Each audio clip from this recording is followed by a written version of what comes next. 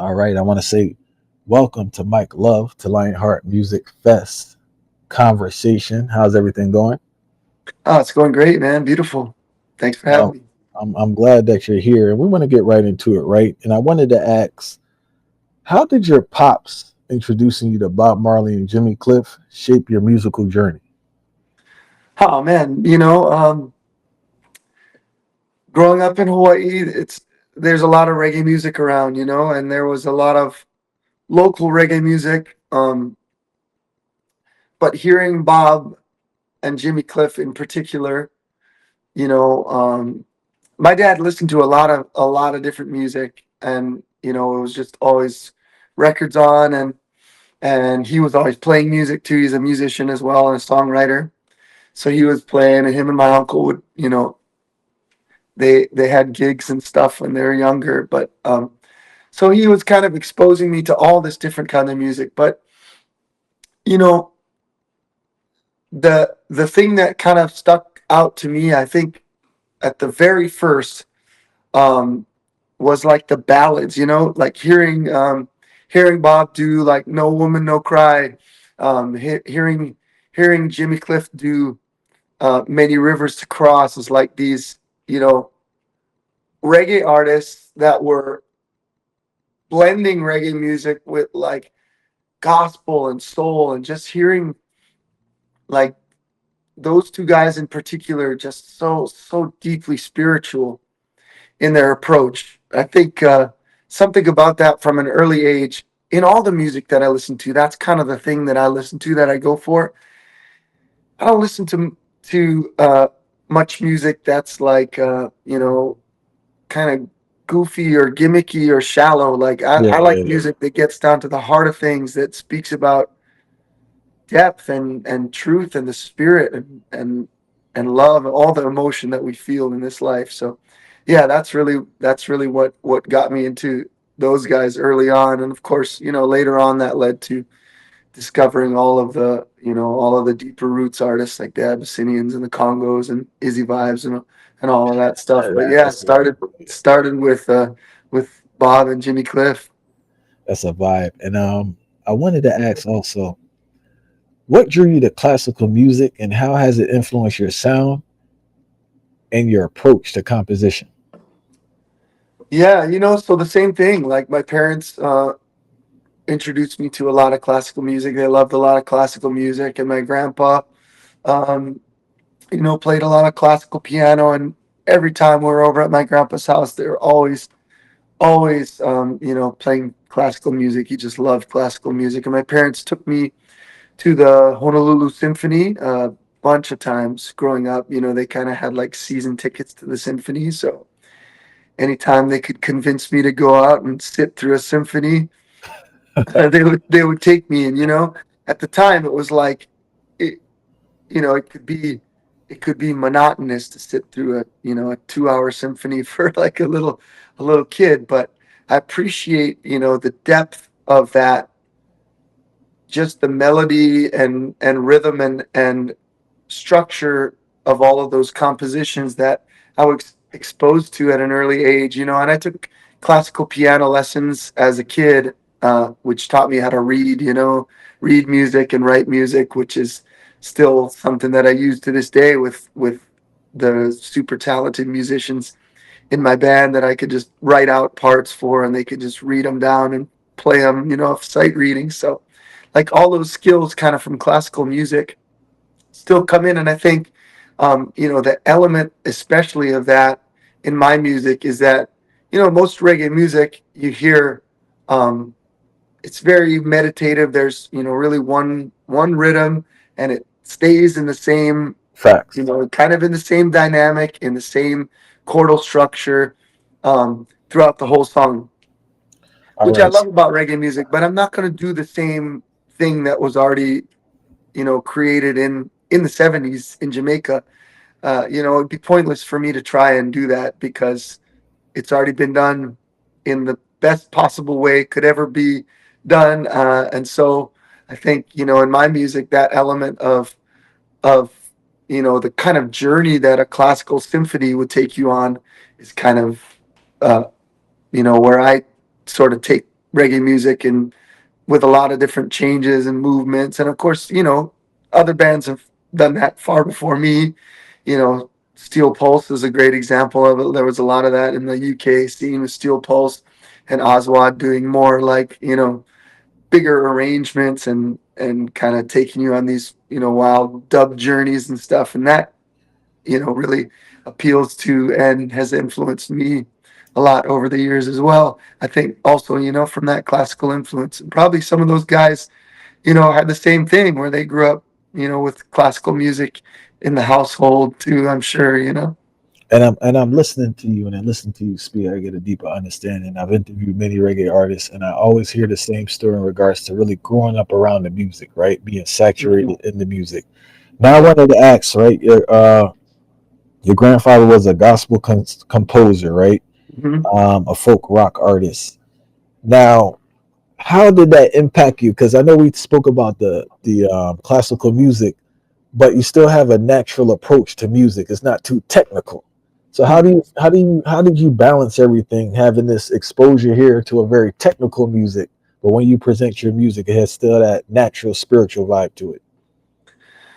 Right. Well, I think, yeah, it is important to have the balance because, you know, when you go out and play music or people listen to music, like, it's mainly going to be the musicians that are sitting there going like, "Oh, did you hear that time signature change that they did?" And like they're going to be on the side, like, you know, tripping out on all the technical aspects. But 99.9% of the people are just going to feel it. They're not even going to know, you know, what instrument is making that little, synth sound. And in their mind, they can't pick out the difference between, a guitar and a piano. A lot of people, so it's like you really do have to remember that always, that in the end, it's all about the energy and the experience that somebody feels. And as a musician, as a technical musician as well, um, for me, the heart of it is the feeling, So all that technical stuff aside, it's just like tools to get to a place where I can get a message across, I can get a feeling across, an energy across, and a connection. So I think, yeah, it is a great balance because I have had times in my life when I went too deep. The first time I really had a big band that I was arranging for, it was amazing, and I had access to writing horn parts and syncopated backing vocals and all of these different things with a big band. And so I got really deep into arrangements, and then I started doing a solo gig, and then I started playing these songs like just on my guitar and singing. I'm like, I can't even play these songs because they don't have power. Fact. The power lies in, the drums getting big and coming to this big smash hit, and then everything breaking down, and just the vocals and the horns doing all this stuff. And then, you know, you try and do that on just a guitar with a vocal, and it's like, it's not really happening. And so that really taught me when I stripped it down back to that, like, it really does have to come from this place of, well, a song should just be powerful, stripped down uh, to its core. My favorite song of all time is Redemption Song. It's just Bob and a guitar. Facts. It's one of the most powerful songs. You think of like Imagine by John Lennon, one of the most powerful songs ever written. It could just be a piano and a voice with a lyric, a melody. It's all you need. And if you don't have that, it doesn't matter how crazy you make the musical arrangement, people aren't going to feel it. True, true, true. All right, and I want to bounce back now, right? I want to get into your early years down memory lane. Um, from what I understand, I heard you speak about this in a previous interview. You spent a lot of time in Chinatown, right? You spent a lot of time in Chinatown playing up to 4 hour gigs. Correct me if I'm wrong. Yeah. How did that experience shape the way you write, perform, and also see challenges? Yeah. Well, I mean, that really kind of goes back to what I was just speaking about. That was really my first experience with doing that solo. I never thought I would even do a solo gig because you know, I was playing in bands for so long, and there's a comfort to that. You know, there's a comfort to having a group of people with you there on stage to vibe with, and when you go out there by yourself, it's like all of that is stripped away, very vulnerable. You I was know, about to use that word. I was about to say that yeah, seems like a very vulnerable experience, you know? right. Because if it's not good, if people don't connect with it and they turn around and just start talking to their friends, and you're trying to play and you're like messing up the part, or you're not singing to the best of your ability, or you haven't practiced enough, or whatever it is, you know, it's on you. There's nobody else to turn to and be like, hey, yeah, we're we don't sound too great tonight. Facts. It's just you. And so it kind of forces you to evaluate, what you're doing there. Like, am I, like, should I really be here? Do I really have the right to step up on stage and share something that that isn't, that hasn't reached a point where it's powerful enough to share with people, bring people in, and give them an experience? And so, it really forced me to go deeper within myself, pull something out that was worth sharing, and then also, like, in that live experience, to to go deeper and be more vulnerable and find more things that would draw people in and bring them people in the moment. So yeah. And Chinatown for me, where was where in Oahu was where it all started, because that was my first gig ever doing that. And it really only started when when my wife suggested that I do it, because we just we needed to survive, and bring in a little bit more money to pay the rent, to pay, to put food on the table. And we were on food stamps for a while there, and just struggling. And so, and I was of course dedicated to making it work as a musician. I knew I had something that I needed to share. I knew I was going to make it work, but we were struggling, and I was playing in a big band, and it was hard to, pay the bills. And when it's a band of 10 people, and you do a gig, and you make decent money, but then you got to split it up between 10 people. It's Facts. a lot of work. And so she suggested, hey, try and get a solo gig. And I was very apprehensive, but I when she suggests something, she knows what she's talking about. So I try and follow her wisdom as well.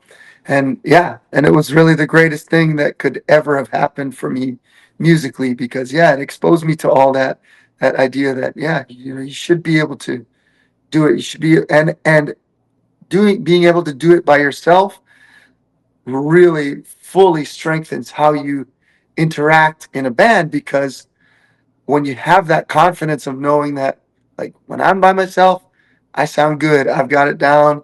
I'm tight. My groove is good. My inner pocket is good.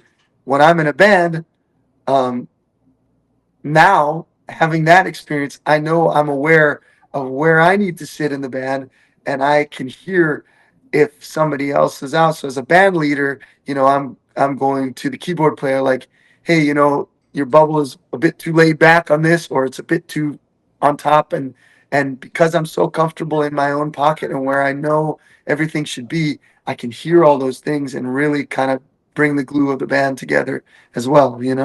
And you mentioned something I don't hear artists speak a lot. They usually talk about the pocket, but they don't talk about the inner pocket, right?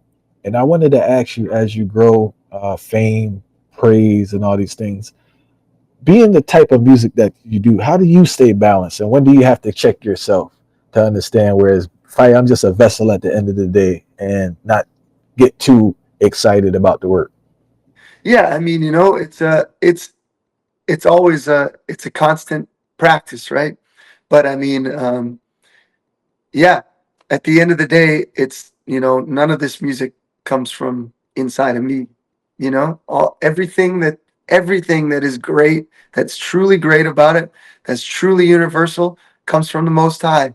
And I can take credit for taking a lot of my time and doing a lot of work, and playing a lot of scales on the guitar and doing a lot of vocal exercises and sitting down, at the piano or at the guitar and being there for when those ideas are ready to come through, and getting out there on the road. And you can hear my voice right now. I'm not, I'm going to be struggling at my show later today.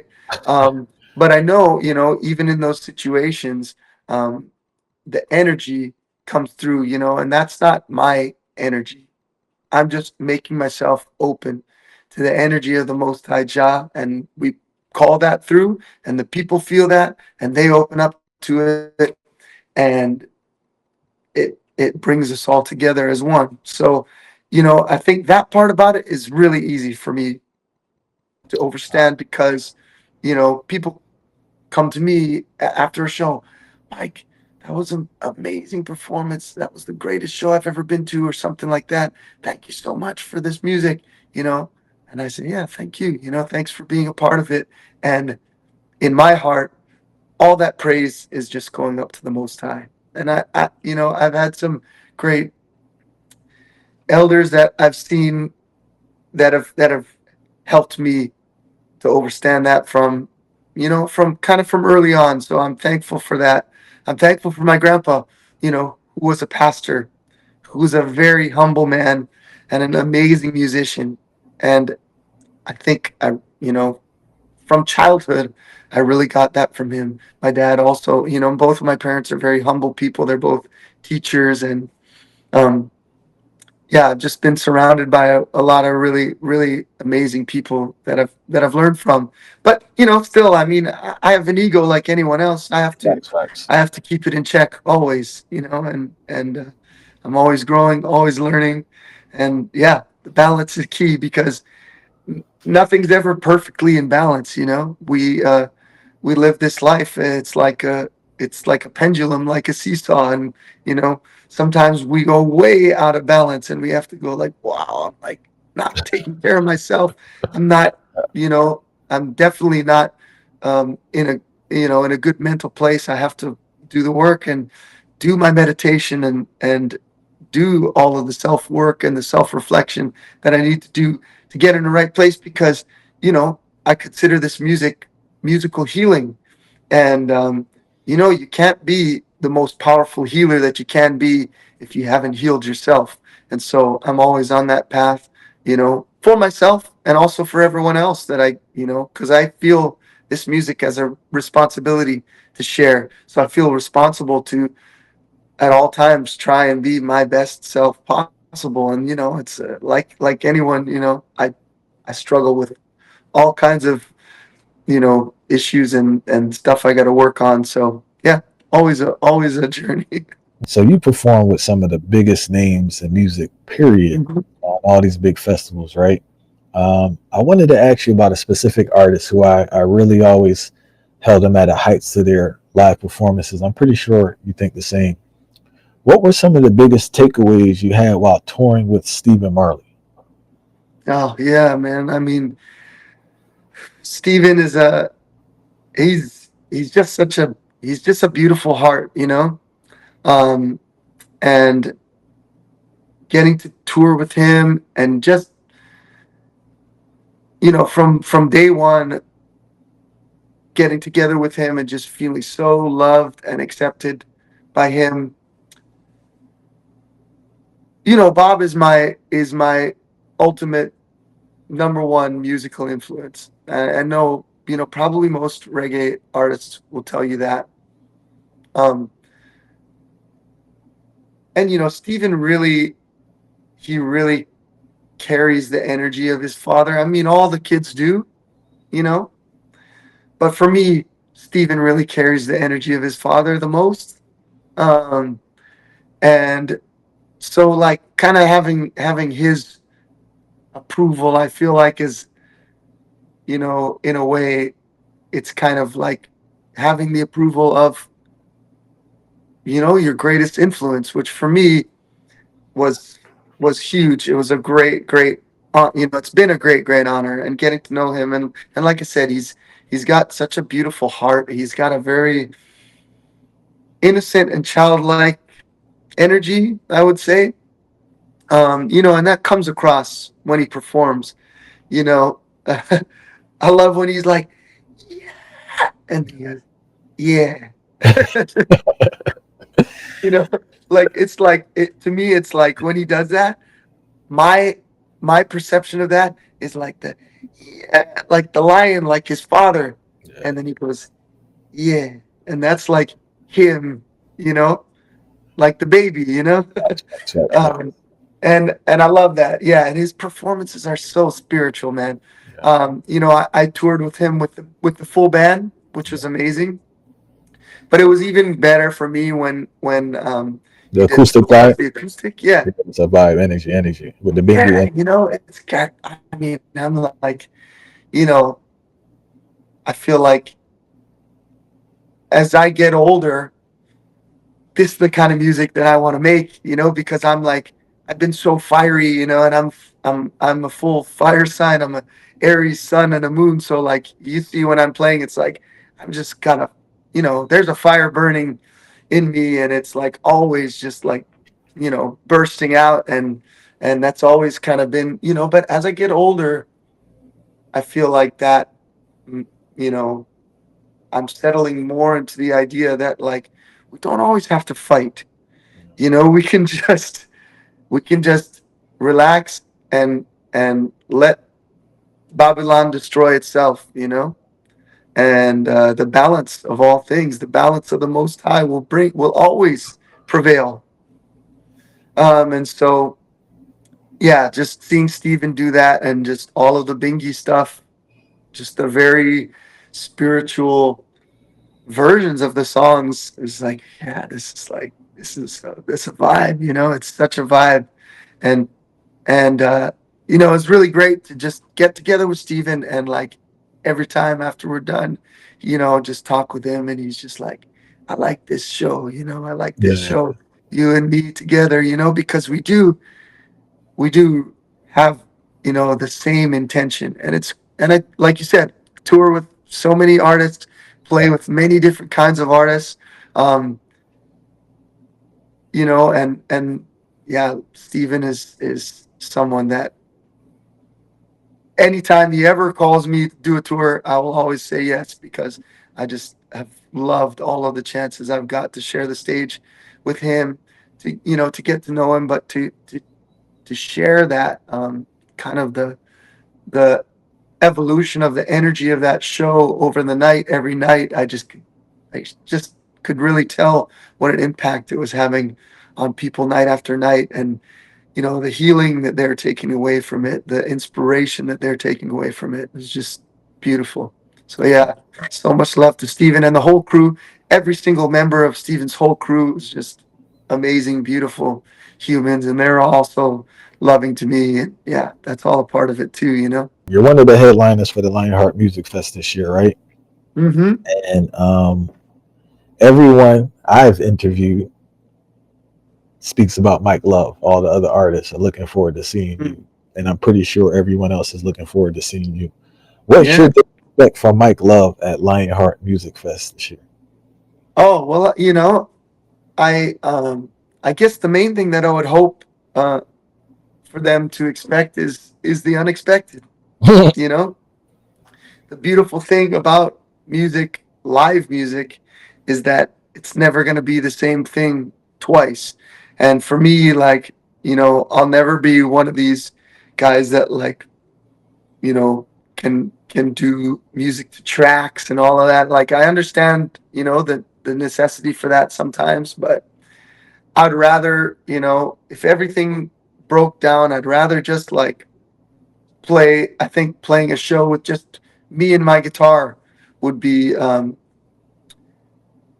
would be fine, And I've had times where I lost all my gear and I had to play a show with just me and my guitar without any of the pedals or anything. Yeah. Some of the best shows of my life, and I think that's the beauty of live music, is anything can happen in the moment. So at Lionheart, it's not going to be the same show that you saw if you saw me last.